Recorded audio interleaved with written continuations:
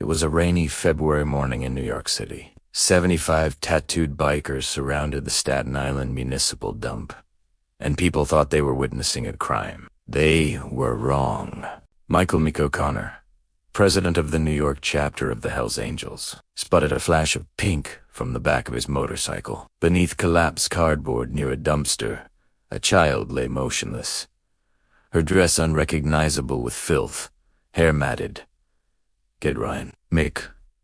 Suit it. Ryan Callahan, a former army medic, knelt beside her. She's hypothermic. Hospital's 15 minutes if we push it. A pause. She doesn't have 15. Mick lifted her. She weighed almost nothing.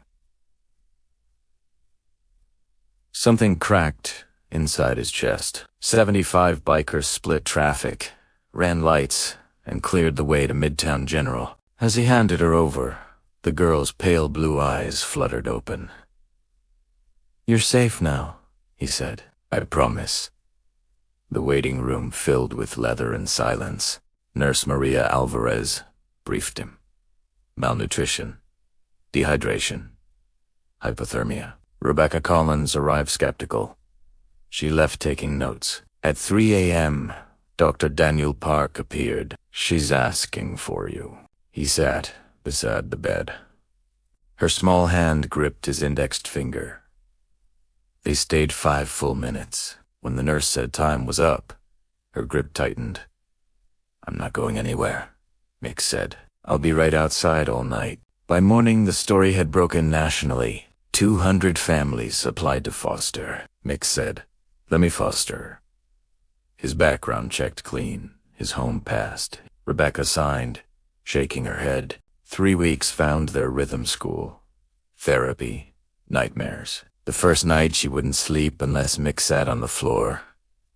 When she woke screaming, he held her hand. When she drew dark scribbles of fear and ripped them apart, he said, "Good. You destroyed them." On the 25th day at the park, she ran to the swings. Children welcomed her. Then, clear across the playground, she laughed, full, joyful, like a regular kid. Week 4. Permanent placement approved. She grabbed her drawing pad and wrote, "Emma." Then, "O'Connor." Then, "Is that okay?" Mick laughed, joy and tears together. "That's more than okay. That's perfect."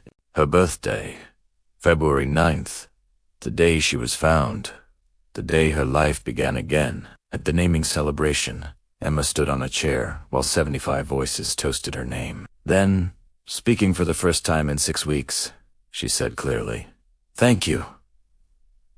That evening, Mick tucked her in. She whispered, "Good night, Dad." He barely made it to his room before the tears came. 42 years of searching, and he'd found his purpose in a dump, in a pink dress, weighing almost nothing. On the porch at sunset, Emma leaned against him. "I'm glad you found me," she said. "Me too, kid." "Me too." On the refrigerator hung her newest drawing, a little girl on a motorcycle, arms raised, bikers cheering. At the top, "My family." In the margins, a whisper. She was finally brave enough to speak. "I am loved."